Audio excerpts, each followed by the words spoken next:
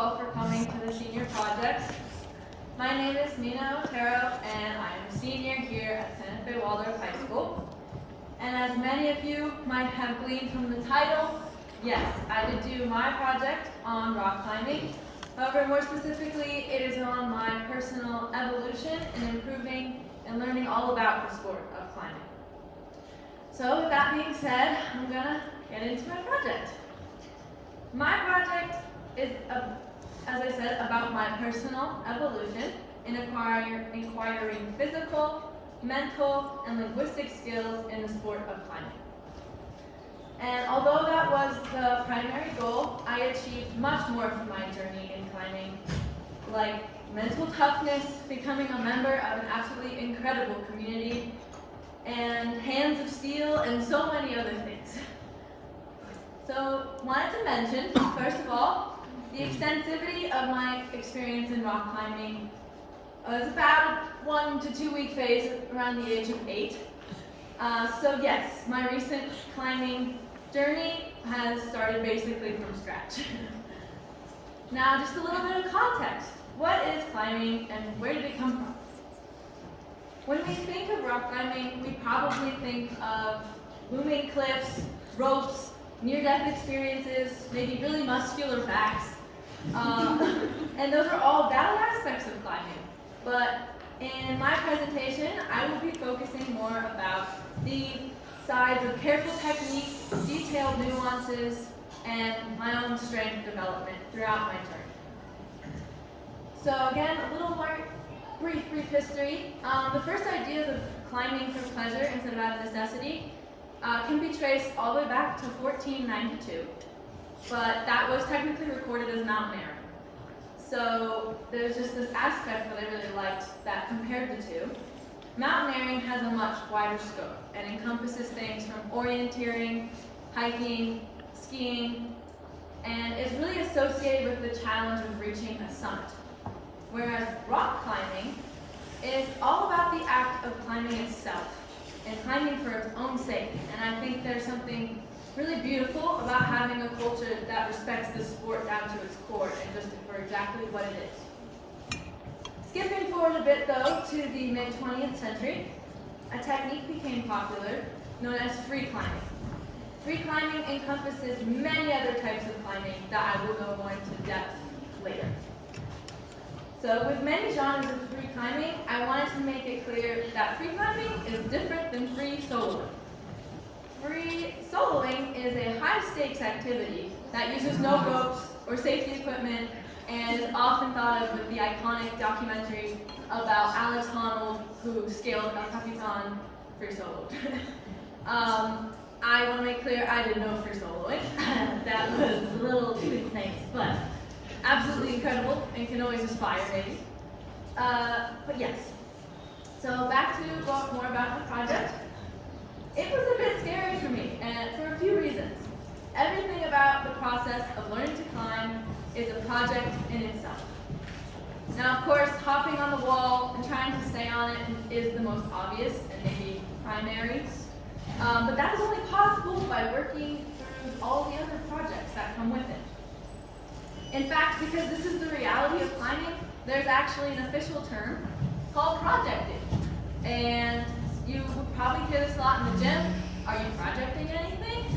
And yeah, it's when you've just been dedicating a lot of time and energy to maybe a climb or accomplishing a sequence of moves or something that's more difficult for yourself. So yeah, that's quite the reality of climbing. And that term will come up throughout this project as well. All right. Now, I like to look at climbing as sort of having ingredients. So there's things like practicing technique, strengthening muscles, learning the nomenclature, skill acquisition, and these are all projects in themselves. And this is one of the reasons that it was really hard for me to boil it down to having maybe one goal in this project, because I really wanted to explore all these different aspects of climbing. However, in the beginning, I did know that I really wanted to climb outdoors and not just in the gym. So that was one goal that came to me right away because it was a very intimidating concept. And so I wanted to develop enough skill experience and confidence to get outside onto the real rocks. In addition to being a very multi-elemental topic as well, I didn't have a great understanding of climbing, literally in terms of its argot, and also because I had to experience it fully to understand the challenge and the beauty behind it and actually get involved with it. It was a true testament to trusting the process of this project, because I had to just immerse myself in it. So now, a little more on why I chose this project. So why rock climbing? It may seem a bit unusual for a senior project. However, when I was pondering subjects, I really wanted to do something hands-on. And I also have a great passion for weightlifting and physical challenges, so one can see how rock climbing was birthed from that combination. But most importantly, climbing was majorly intimidating to me. I saw caution signs everywhere. It was foreign. I thought you had to start learning it at a much younger age. You had to adjust to heights. And climbing just beats on your body. So there were a lot of reasons to stay away from it, and that's a big reason I chose to tackle it. And I knew my project would hold me accountable. All right, now we're going to get more into my personal journey, and I'm going to begin the immersion into the world of climbing rocks and start you guys out pretty much where I started out, which is with the language of the sport. And like most things, biology, music, architecture, climbing has its very own nomenclature. And it's probably most comparable to that of surfer lingo. I mean, it can sound a little crazy, but climbing actually is quite technical and precise, so it can best describe specifics like handholds and body positionings. So some examples of this. First, we have what's called a heel hook. And this is just when you place the heel of your foot directly on the foothold and your toes are facing upwards. And this is often used when you need to lever yourself over your hip. So you can imagine I'm going to swing up from there. But, so when someone yells, heel hook, you know exactly what that means. Another example is flagging. Flagging is essential to climbing, and you see it all the time in the gym. And this is when you counterbalance your weight by using a limb to shift your weight. So it keeps you from swinging off or flying off the wall, being a sticker in the wind. And it's most effective when holds are generally on one side of your body. So with these white holds, they're sort of on one side, and I'm flagging my left arm and my right leg, so I can maintain balance on the wall. And it's a super awesome skill to have. And now we can see also all these colorful little dots on the wall, and those are holds. And there are so many different kinds of holds in climbing. So I'm going to introduce us to some of them. First we have the jug. Everybody loves jugs, and they're the easiest hold to grab, best for beginners, and they're also generally rest points on a route.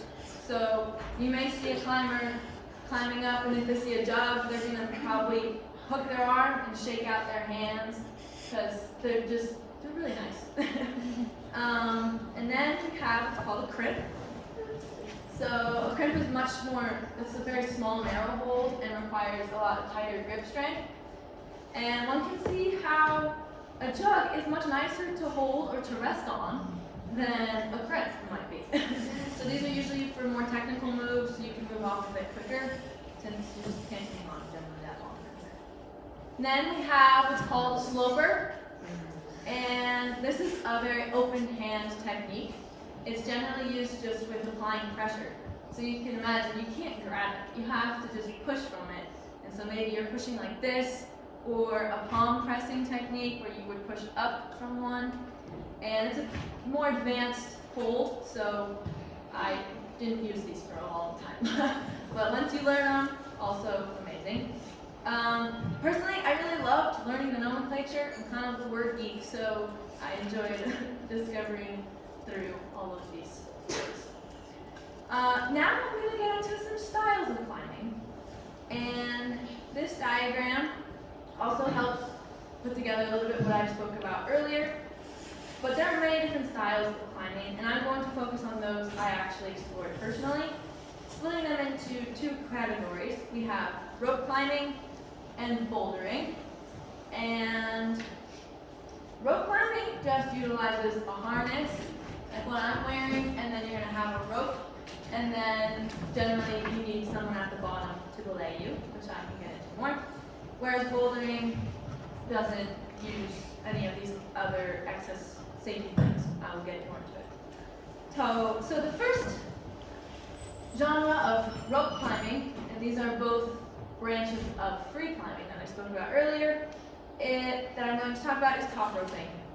And top rope climbing is a style of climbing where the climber is securely attached to a rope, which then passes up through the anchor, and then at the top of the climb, and then back down to the belayer, which is right here, the base. And that's what I mean when there's a belayer. And top roping is more of an endurance type of climbing because the walls are going to be a lot higher, and the routes are generally longer than other types of climbs. Next we have bouldering, which can also be known as the art of free movement and creativity, and it's just really rock climbing stripped down to its raw essentials. It leaves behind ropes and harnesses and just uses climbing shoes and a bag of chalk over safety mats, hopefully. The challenge is to climb a lot shorter but tricky bouldering problems, so a sequence or a route, a sequence of moves or a route, and you're really just using balance techniques and strength. And it's really up to you how you reach the top. It's so open, and I love that part about it. I primarily focused on bouldering because it is best for skill acquisition, because it's just unencumbered by ropes and other safety equipment, and I really enjoyed the creativity that came with it. Alright, so now into a few more little bits of vocabulary. I'm going to introduce what was called beta. So beta is abundant in rock climbing. And this is, when looking at a climbing wall, there are various routes that are going to be distinguished generally by color. And beta refers to the information that climbers use to plan their ascent, including the layout of the route, the location and type of hand and footholds, potential strategies, and all of the above for climbing. And the complexity of beta can range from a small hint about a difficult section, referred to as maybe some beta, or it can be a step-by-step instruction of the entire climb, referred to as the beta. So you may hear someone, "Can I get the beta?" And then they will go on to explain how they completed this portion. All right, now the next term is called the crux. The crux is a lot simpler. It's really just the toughest move or sequence of moves in a climb, and everyone's crux can vary based on skill level, strength, height, all of that. But yes, it's also very common. I'm going to explain now a little bit about levels too. So bouldering and rope climbing use different scales to grade difficulty level. So bouldering levels begin with a V prefix, and they range from VB up to around V16. VB stands for V beginner, and it increases in difficulty. So VB, V1, V0 will probably use more jugs, like that first hold I showed, and generally be closer together, so you don't have to execute more advanced moves to reach farther holds. And that is the scale. Now, rope climbing uses a different scale, a 5.0 scale, and it ranges from 5.0 to about 5.15. And each can be further measured by adding an A, B, C, or D subgrade, all increasing in difficulty. So a 5.15 is going to be easier than a 5.15B set. And all rope climbing grades begin with number 5 because this is a class. So it's to let you know, especially when you're outside, that you are on a rock climb and not just a really scary hike. Sounds crazy, but it is true. Yeah. Alright, so now I'm going to get into a bit more about my own journey. And as I said, I began my climbing journey with bouldering because it's best for beginner skill acquisition. And it introduces and encourages techniques. It doesn't necessarily force However, the skills are necessary in order to progress, so it's helpful in pushing you to just better your overall climbing. So I was really becoming familiar with different angles of the wall, and on slab, which just means the wall is at vertical, there's no angles that you are trying to adjust to. And on slab, I can complete VBs to V0s, V1s relatively easily. So my first project became a V2. And here are some of my early attempts at this V2. And this is my crux. I couldn't get past it for the life of me. And I think I spent 2 to 3 weeks on this climb. And then finally, I did end up reaching success. After, yes, probably three weeks, I want to say. And this climb taught me so much about the importance of details and nuances in climbing. And I got past my crux, and the rest was pretty easy. And that happens a lot, where you just can't get past one point, but you can do maybe the first and second half of the climb. Anyhow, I'm going to get into how I actually reached success here. So first, we're going to look at my feet. And in these earlier attempts, you can see my feet are at pretty much a decline, and I'm really holding no tension in them at all. So I don't have enough reach.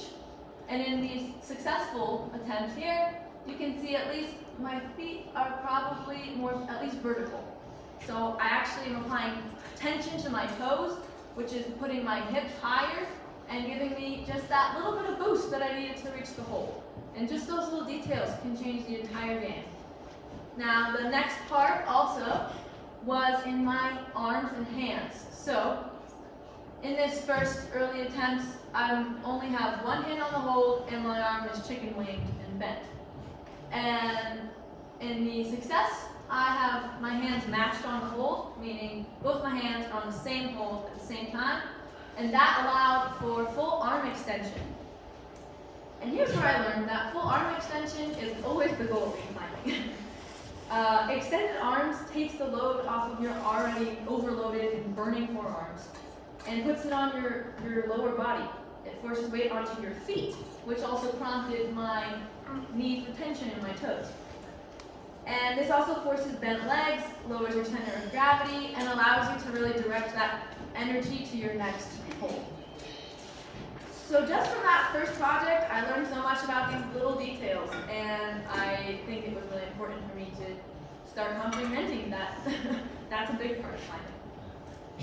So I had a little goal of how high of a grade I could reach since I started with V2, and that became another goal to my list.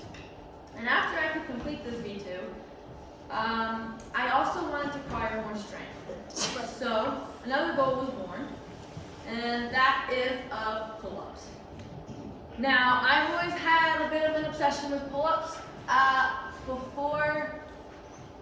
During my volleyball season, I stopped training them, and I think my previous record was 5, but at this point, I couldn't even do 1. So here I'm using a resistance band, so I can actually train the movement, considering I couldn't physically do 1. And you can see my pain in my face. But this was also wonderful cross-training for my climbing. It targeted my back, my arms, and all of the above. But yeah, so I will come back to this throughout my project, and that was the beginning of this barbaric challenge for me. Yeah, so now, moving on, in my climbing, no, we don't need that. I was asking my mentors about a little bit more technique development. And so one of these techniques was called static climbing. And this is an example of static climbing here. And static climbing is when you are to be very controlled, moving slowly and carefully, and grabbing holds with intention.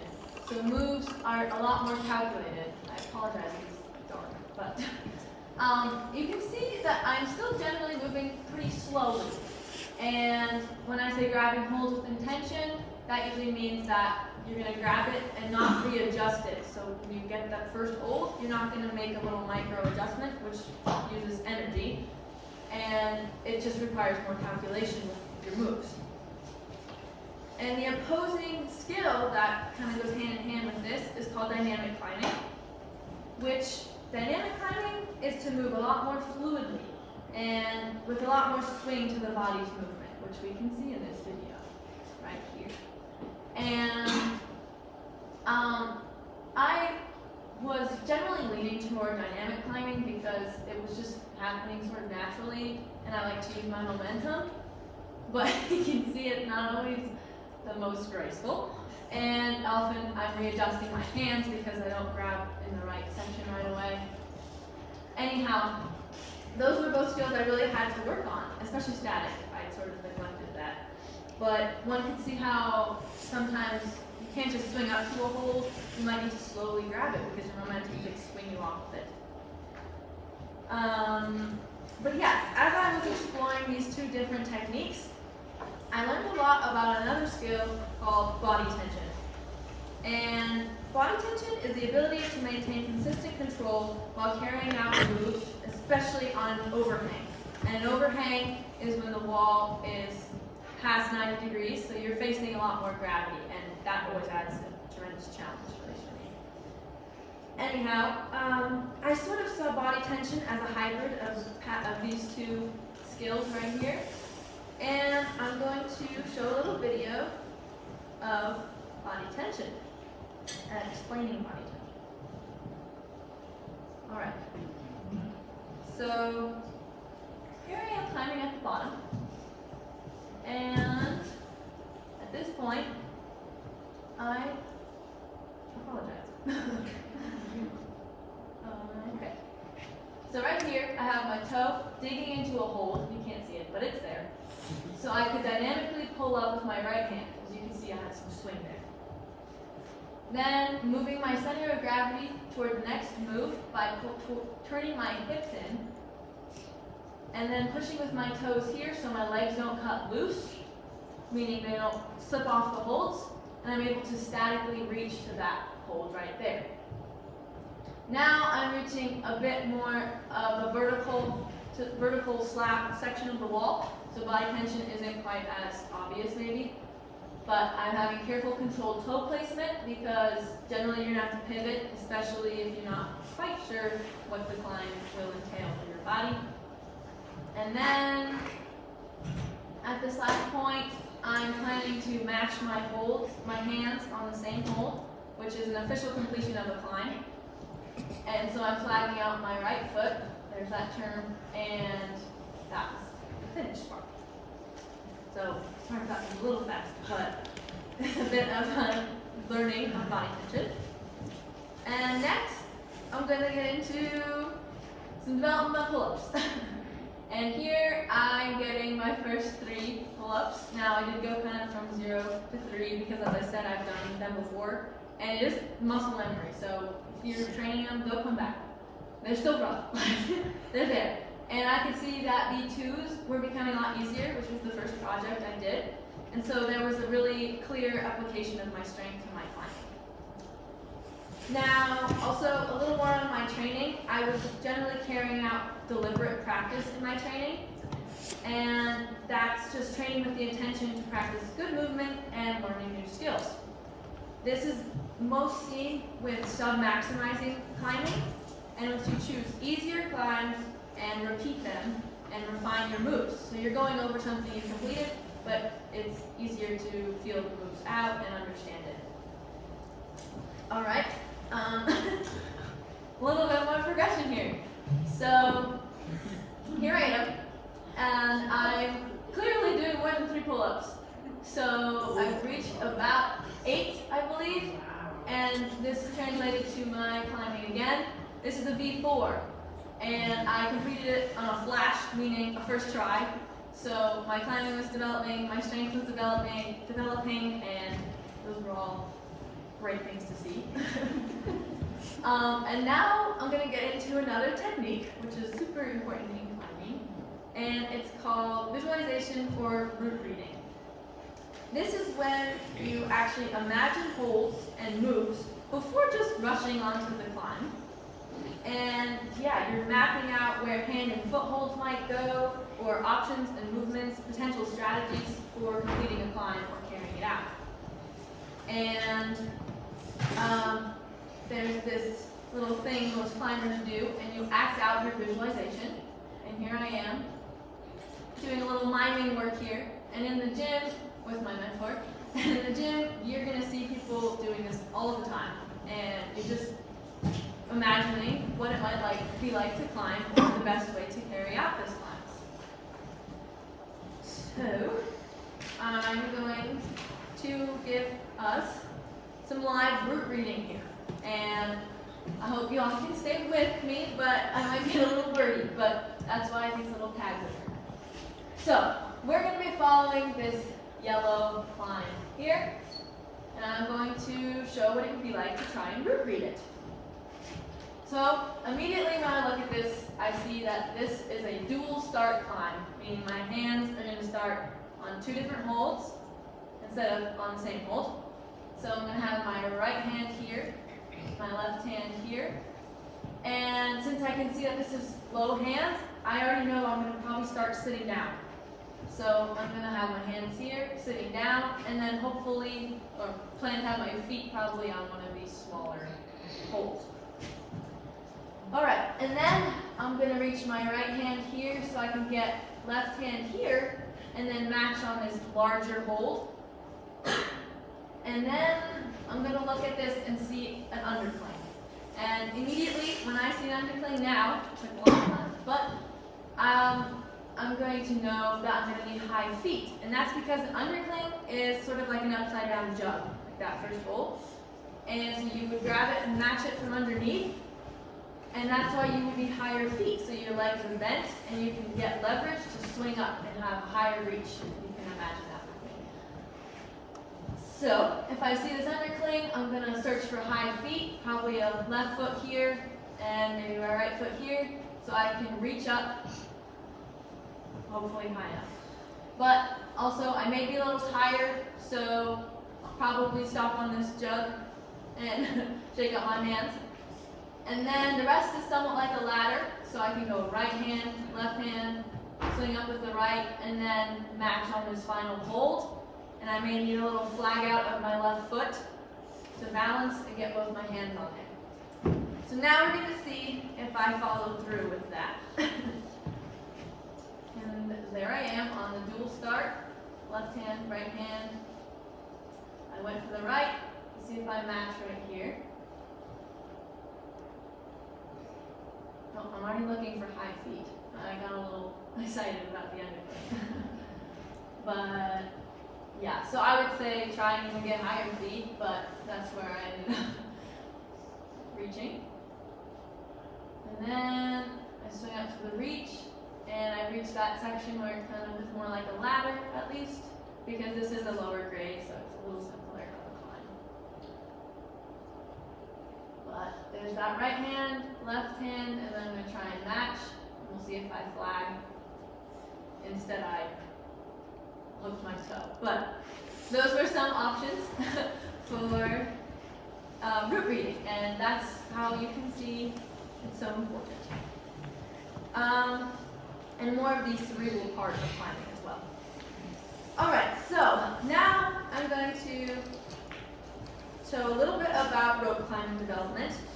So after a couple months of bouldering, which is no ropes or harnesses and whatnot, I mixed in some rope climbing, and this is a very sped up video of me completing a 511C, which is a decently high grade, and it was not a flash, but it didn't take me too many attempts to complete it.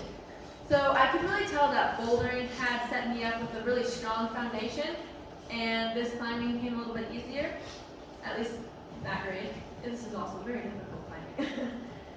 But it's different. It challenges muscular endurance in more of a temporal way, rather than endurance for more quick and explosive moves, as you would see in bouldering.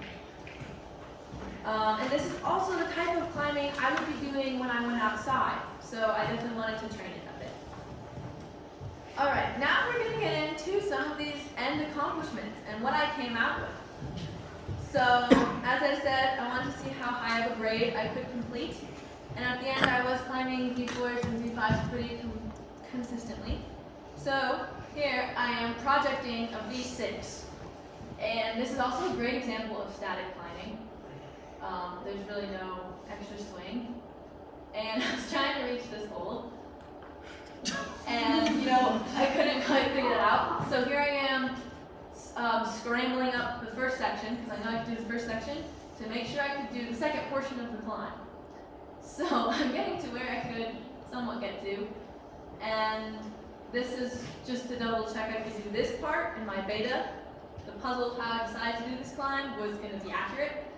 But I actually was never able to put the two parts together. So my crux, I kind of couldn't complete. But projecting V6 is a huge accomplishment for me. So I'm excited for that. Now who thinks I got 10 pull-ups? Yeah!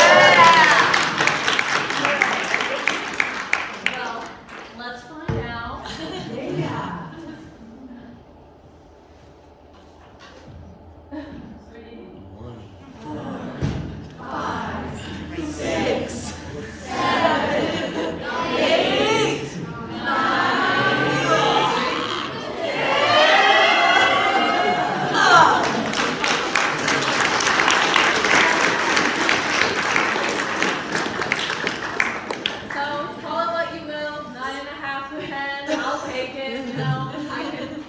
Never done that many in my life, so big accomplishment. Next, I got belay certified. So belaying I spoke about briefly, and it is when it's the counter person to a rope climber. You need 2 people, and they're at the bottom, and they use a belay device. Generally today, it's a gree-gree, which is this. But to get belay certified, you do have to take a test, and one of the first things I had to learn was the climber's knot, which is the knot the climber uses to tie into their harness, and it needs to be secured because, well, they're up there. So I wanted to show how to do this knot. And here's a little bit of what it looks like, because it might not be the easiest thing to see, but I'm going to show how to do it because it took me a while to learn, and there's a little device for it to remember how to do it. So you take about an arm's length like this, you're going to drop it, and here is what they call a bite. I'm taking a bite out of the rope, or better known as the alien head, and you're going to choke the alien and poke it in the eye. And here's your first initial part of your knot. That's what it is, right there. And then, as the climber, if I'm going to go climb up, I would put this through my harness, and then I would follow the rope, the knot I just made, and follow it through, and it would look like that in the end. And so that is something that the belayer and the climber both have to know how to do. And you can tell it's a secure knot because it has 5 sets of parallel lines, meaning, so we've got 1, 2, 3, 4, 5. So that is a solid knot. The climber is safe to go up. And yes, so that's an aspect of belaying I had to learn. I could get into the gree-gree, but I think I'll wait. If anyone really wants to hear, they can ask about that. All right. So on to the last thing. I did climb real rocks. I did in fact get there, and I took that goal. So, as one might imagine, climbing outside is very different, and to say I was quite intimidated would be an understatement. I mean, the height of the rocks is at least 2 to 3 times those in the gym, and you could technically fall to your death, even though I was all roped up. I was still holding on for dear life, for sure. But it is really fun because, for one big reason, is that in a gym, like I said, routes are generally distinguished by colors of rocks, and outside, everything is free game on the rock. There's no one route, so that was really fun to think about. But yes, I went to Diablo Canyon, and I climbed this wall here, Winter Wall, it's called, and it was a wonderful experience. I climbed a 5'10" grade, which is pretty good, and it was called Naked Lunch. So, okay, here I am, and at this moment, I'm currently facing a crux. I am quite stuck, and you can see this is where the rock splits. So there's really not many options for hand or foot holds, and I really didn't know where to go from here. And it will zoom in too. It will be a lot more clear in a second. But I wanted to show how high the rock was. And I was about like halfway up at this point. Anyhow, there I am again. And I finally got my foot up so we could continue the climb. And here's the rope that I'm attached to, and it's going down to my belayer, my mentor. And yeah, this was really scary actually, and there was a lot of wind, and things were not. I wasn't necessarily the most confident, but I was ready to do it, and it was a lot of fun. My hand really hurt after. And for some reference too, top roping in a gym generally takes max 8 minutes or 10. This climb took me 25-30 minutes to complete. So that was it's a long time, and you can tell your arms get tired and all those things. But yeah, that was my little experience outside. Brief. There's a lot more, but we don't have that much time. This is me at the top of the climb. This is what I was climbing. That's not me, but it's the wall I was climbing, and it was beautiful. It was just an incredible experience that I really enjoyed, and felt nice to conquer something that I was pretty scared about. Now I'd just like to get into a few challenges and reflections. One of the first challenges being my hands. They were one of my biggest barriers, but also essential to my project. So in the beginning, they were ripping a lot, and that's just when the first bits of the skin would rip and it would bleed. But then eventually it just sort of started to dry out and harden, and that would just, burn a lot. Or here, my hands would just get really red and fiery, and so that wasn't the best feeling. But that was a big challenge. Also, I'm more of a structured linear thinker, so not having a full game plan set out right away was a bit of a challenge for me as well, and I really had to trust the process because I knew it was in there. But another bit. However, reaching the end of my project, there isn't necessarily a tangible result like a cake or a wooden table. But I did learn a lot of things through this that can be applied to life, and they can even use the words. So for instance, something like a crux. We're all going to face a lot of cruxes, or have already in our lives, and I know now that there's the footing is out there, and you can find the footing to keep moving. And someone else's approach very well might not work for you yourself, because everyone is so different.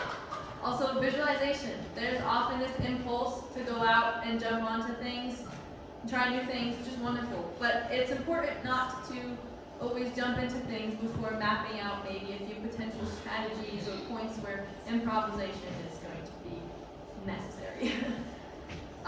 But yeah, I came out with a wonderful new strength, a new community that is incredible, and this experience that I'm very excited to continue pursuing. So I'd like to say a few thank yous, and there's a little blooper video there. Anyhow, I'd love to thank my mentors. Miss Susanna Green first started me out as well before she went on her journey, and she just set me up really nicely.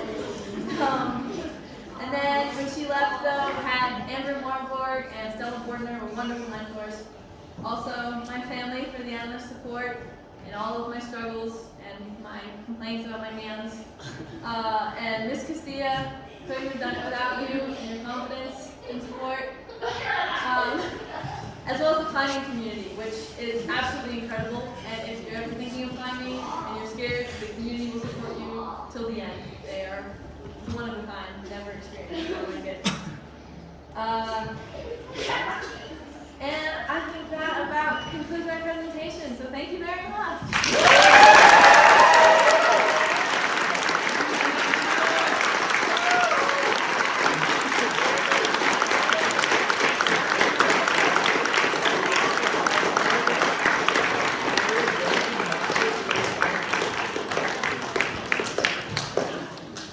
Are there any questions? Lily, Would you ever consider free soloing? you know, I can't say I would right now. Maybe if I got Row it, sorry. What's your ultimate goal for pull-ups? You know, Do you have one yet? I guess just adding. I mean, getting 10 was really, like, I was shocked with myself, I can't lie. But maybe 20. We'll put it to 20. 20. Nico? How long did it take to get your belay certification? Yeah, so belaying, you're supposed to take classes, and since I had a mentor, they served as my classes, and I was just able to take that time with them.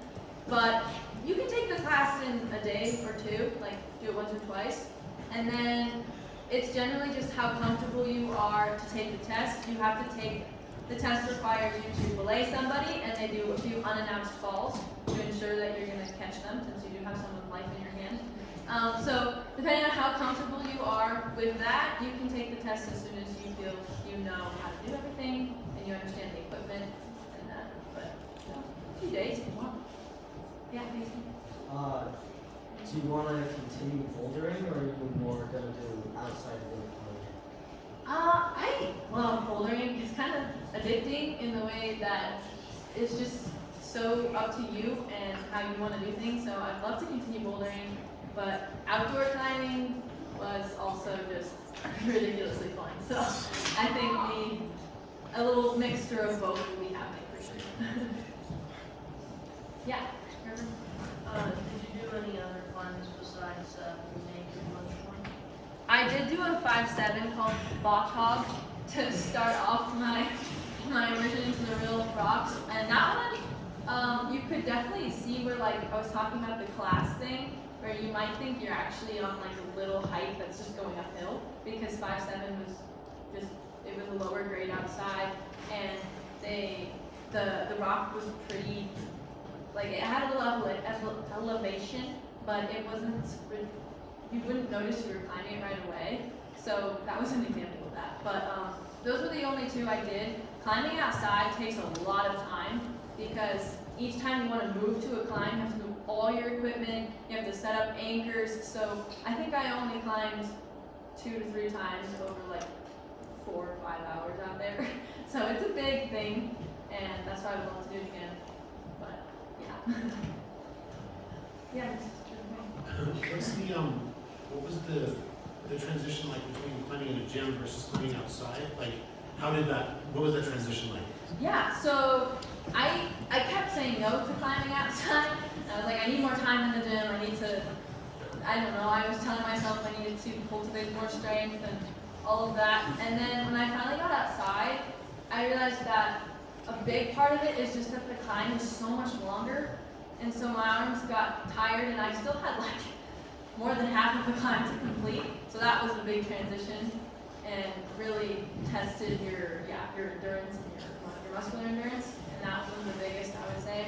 And also your hands sort of just get really beat up, even more so. But just adjustments to things like that. Yeah. Nina, beautiful project. Thank you. So many thoughts come to mind because my experience was the opposite. I learned how to outdoor climb. Oh yeah. And so I was kind of interested in your journey when you did make it out. And you said you did a 5-7, and I climbed that space. It's like a 200-foot climb, isn't it? Yeah. That's quite the feat. It is. So did you take time, I mean, I imagine you did because it took you quite some time, to enjoy the views? What was running through your mind? Because I've done that climb, and I had a lot of thoughts. So, like, take us through, like, what you experienced mentally. Well, I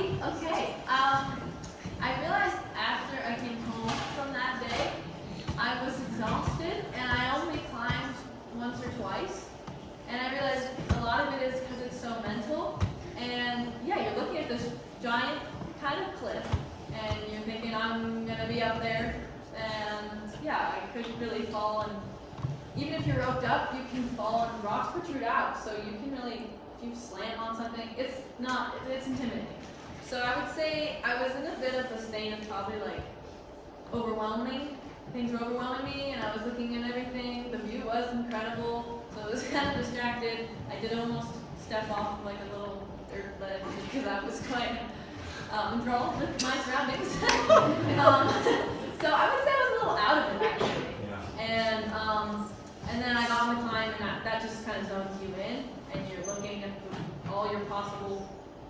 potential moves, and that really focuses you. But after, yeah, I was kind of lightheaded and a little bit like, need to sit down, take it in. So I'd say that was a little bit of a journey in that. Yeah. Was there a beta for the outdoor climb, or was it just you? So yeah, that's what he's kind of talking about. Is everything is free game on the outdoor rocks, so beta isn't quite as prominent maybe, but for things like cruxes, definitely there's beta, or like on just higher grades of climbs, there's going to probably be more beta because it's more advanced moves. I did have a friend who was climbing like a 513, and he was talking about how the top is like this big paddle move, and you like pull from here and the swing up, and so definitely as the grades increase, I would say the beta becomes more prominent. Yeah. Any other questions?